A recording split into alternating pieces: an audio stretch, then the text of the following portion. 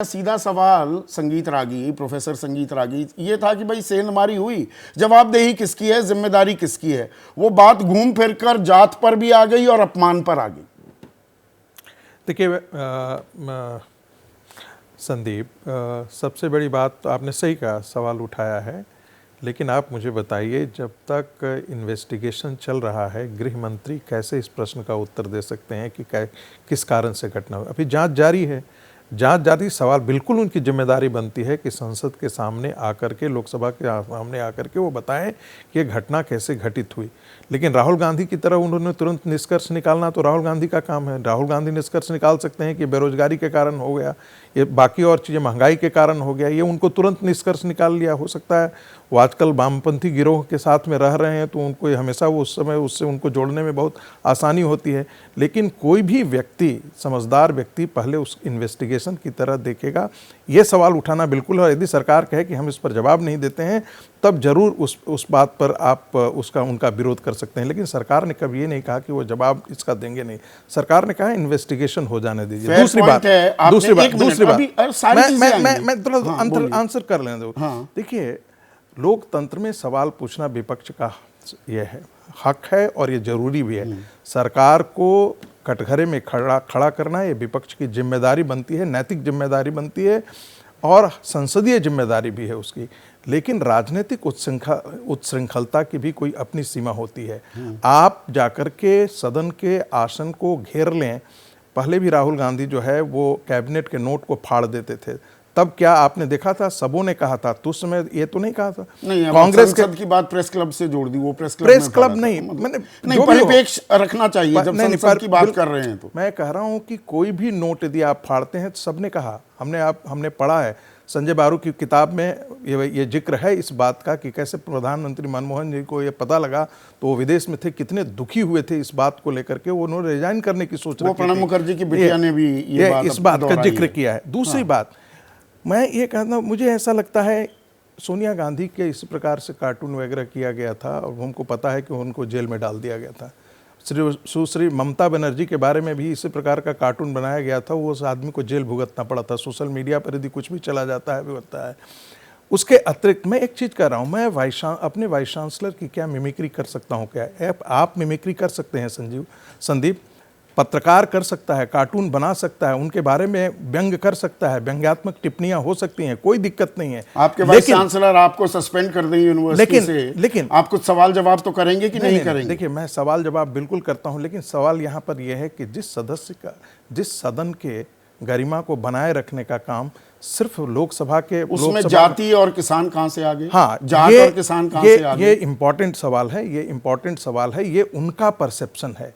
ये तो उनके परसेप्शन को अब पूरा का पूरा तंत्र, पूरी व्यवस्था आगे बढ़ा रहा है। आप मुझे बताइए कि जब रमेश बिधूड़ी ने जिक्र किया था तो किसी एक व्यक्ति को उन्होंने कहा था निलंबित किया गया रमेश बिधूड़ी को। मैं निलंबित करने की बात, वो तो बात निलंबित की बात, वो तो चल रहा है, था, वो शोभनीय था, अशोभनीय था, किसी ने उसको निलंबित। देखिए, उसकी जांच चल रही है ना, मुझे उधर जांच चल रही है, यहाँ बिना जांच के निलंबित कर दिया जाता है। उसका पहले उत्तर दे लेने दीजिए, मुझे उसका उत्तर देने दीजिए। देखिए, एक जब उनको उस प्रकार की बातें रमेश बिधूड़ी ने कही तो उसको क्या विपक्ष ने सारे मुसलमानों पर उसको नहीं बना लिया? तब आप कहते हैं कि नहीं, सारे किसानों पर नहीं बना रहे। मैं तो वही आपसे सवाल कर रहा हूं कि यही कांग्रेस पार्टी थी कि पूरे मुस्लिम, उन्होंने एक व्यक्ति को कहा था, जो भी कहा था वो गलत कहा था, उसकी घृणा, वो बहुत घृणा। तो यहाँ पर एक व्यक्ति, लेकिन और जात और किसान का तो जिक्र भी नहीं है उस पूरे वीडियो में, देखा होगा आपने। मैं तो फिर कह रहा हूं कि एक व्यक्ति को उन्होंने कहा था, लेकिन ये विक्टिम कार्ड सहूलियत के हिसाब से बीजेपी खेल रही है क्या? संगीत रागी, मैं सीधा एक सेकंड, मेरे कार्यक्रम का नाम ही सीधा सवाल है, मैं सीधा सवाल पूछ रहा हूं। जब हमारी बहन बेटियां, इस देश की आन बान शान, हमारी महिला पहलवान बैठी थी और बृजभूषण शरण सिंह पर जो गंभीर यौन शोषण के आरोप थे, वो हमारी बहन बेटियों का अपमान नहीं था क्या? देखिए, एक बहुत बड़ा हम चर्चा, फिर एक बहुत बड़ी कंट्रोवर्सी हो जाएगी। बृजभूषण सिंह शरण सिंह पर तो आप लोग बहुत ज़्यादा टिप्पणी करते हैं। पहले कांग्रेस के नेताओं पर भी आप पीछे अतीत में जाकर के आप देखिए क्या कि उनके खिलाफ किस प्रकार का इन्वेस्टिगेशन होता है। मैं जिक्र नहीं करना चाहता हूँ, प्लीज मुझे अपनी बात खत्म कर लेने दीजिए। ये बीजेपी ने नहीं बनाया है, ध्यान रखिएगा। उपसभापति जी ने ये बात कही है। उपसभापति जी उस सदन में बीजेपी ने नहीं कहा कि वो जाट हैं, तो जाट उनके समाज साथ का, उन्होंने ऐसा कहा। आपके राष्ट्रीय अध्यक्ष, सूचना और प्रसारण मंत्री, केंद्रीय मंत्री गिरिराज सिंह, सबके बयान है। देखिए, जब उपसभापति को ऐसा लगा तो उसके साथ उन्होंने संवेदना व्यक्त की कि भाई नरेंद्र मोदी से, मैं तो कहता हूं, ये बार बार कहता हूं, नरेंद्र मोदी से ज्यादा, बेटे ने 4 किसानों को अपनी जीप के तले रौंद दिया, तब अपमान नहीं हुआ था किसानों का? देखिए वो क्या उसको किसी ने सपोर्ट किया क्या?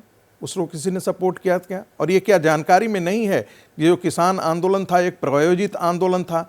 यही एक नेता कहते कांग्रेस, और आज किसानों के बारे में आप संवेदनशील हो रहे हैं। आपने अभी वाम गिरोह से घिरे हुए हैं राहुल गांधी, वो घिरे रहे और आपने आरोप लगाया। 1 मिनट सुनिए ना। हाँ। पर किसानों को जिन संज्ञाओं से नवाजा गया था कि आतंकवादी हैं, खालिस्तानी हैं, नक्सल हैं, अर्बन नक्सल, पीयूष गोयल और रविशंकर प्रसाद, आपके तब केंद्रीय मंत्री थे रविशंकर प्रसाद, अर्बन नक्सल कहा गया, तब किसानों का सम्मान हो रहा था। संदीप मुझे लगता है परिप्रेक्ष्य को रखना। उन्होंने ये नहीं कहा था कि सारा किसान आंदोलन जो है नक्सलवादी है, खालिस्तानी है।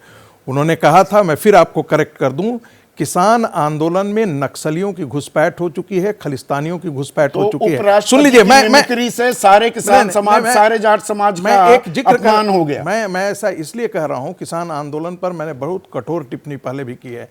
किसान आंदोलन एक प्रायोजित आंदोलन था, कांग्रेस की कोख की उपज थी और वामपंथी गिरोह की उपज थी। एक योगेंद्र यादव, सुन लीजिए, मैं अपनी बात खत्म कर दूंगा। एक उसके बड़े नेता जो उसके संयोजक थे, उन्होंने बड़ा खुल करके कहा कि हमने तो कांग्रेस के लिए उत्तर प्रदेश चुनाव से पहले बहुत बड़ा आयोजन किया था। अब कांग्रेस पार्टी यदि उत्तर प्रदेश के विधानसभा चुनाव में इसका फायदा नहीं उठा नहीं पाई तो गलती उसकी है, वो उसके संगठन की जरूरत है। मैं उस व्यक्ति का नाम नहीं लेना चाहता। ठीक है, आपको भी जानकारी है, वो देश विरोधी ताकतों से, वाम खेमे से, नक्सलवादियों से जुड़े हुए थे।